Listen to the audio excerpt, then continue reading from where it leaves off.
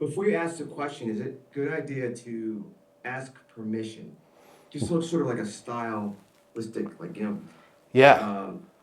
can I just, do you mind if I ask you a few questions or? Yeah. I'm going to solve it for you right now. Okay? Don't do that anymore.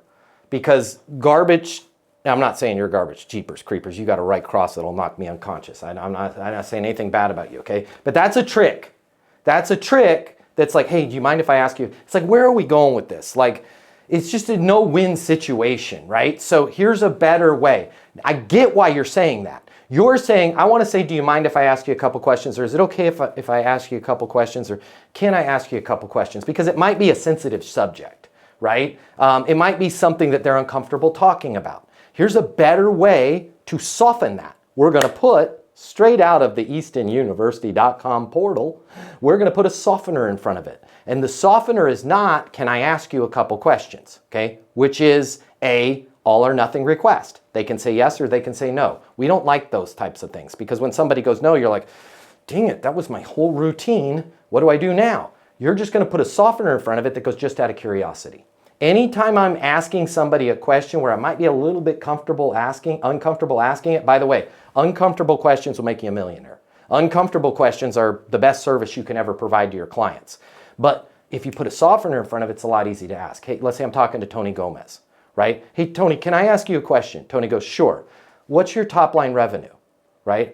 Now he's not going to feel any better because and he's honestly going to get probably defensive before I say, but if I go, hey, Tony, just out of curiosity, what's your top line revenue? Right? 47 million. Right? Now, let's say I put a caboose on the end of that and I explain why I'm asking the question in the question. I explain why I'm asking the question in the question, and I put a softener on front of it. Almost impossible for Tony not to answer. Check this out. Softener, just out of curiosity. Question, what's your top line revenue? Why I'm asking the question, where do you want to be? Because I'm trying to find the gap. So that sounds like this. Hey, Tony, just out of curiosity, where are you at in terms of top line revenue? Where do you want to be? 47 million, we want to get to 65. How'd you come up with 65? Right? Or if I'm really feeling unconfident today, just out of curiosity, how'd you come up with 65 million? By the way, they're not counting how many times you said just out of curiosity. They don't even hear that you said it. It reflexively, though, puts their guard down and makes them answer the question, helps them answer the question, dare I say. Because when it's just out of curiosity, it's what? It's just out of curiosity, right? It's not an inquisition. It's not on the record. This is another, let me just bring up one little guy. You're like, God dang it. He's going on another sidebar tangent. I'm sorry, guys. Just one last sidebar tangent.